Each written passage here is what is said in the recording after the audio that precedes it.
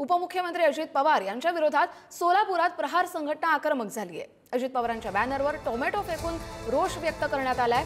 Tomato आणि मिरचीची माळ घालून प्रहारच्या कार्यकर्त्यांनी निषेध व्यक्त केलाय।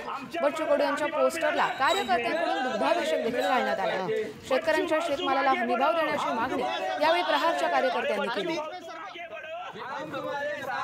अरे बच्चू भाऊ तुम आगे बढ़ो, बच्चू भाऊ तुम आगे बढ़ो, हम तुम्हारे साथ हैं। अरे बच्चू भाऊ तुम आगे बढ़ो, हम तुम्हारे साथ हैं। आमच्या आदरणीय बच्चू भाऊंच्या आंदोलनानंतर तुम्ही शब्द दिला आणि त्याच्यानंतर सुद्धा तुम्ही शेतकरी फुकट मागतो, शेतकरी अहो तुम्ही जर शेतकऱ्याच्या शेतीमालाला जर हमी भाव दिला तर मी तुम्हाला 100% सांगतो शेतकरी तुम्हाला कर्ज दिल्याशिवाय राहणार नाही।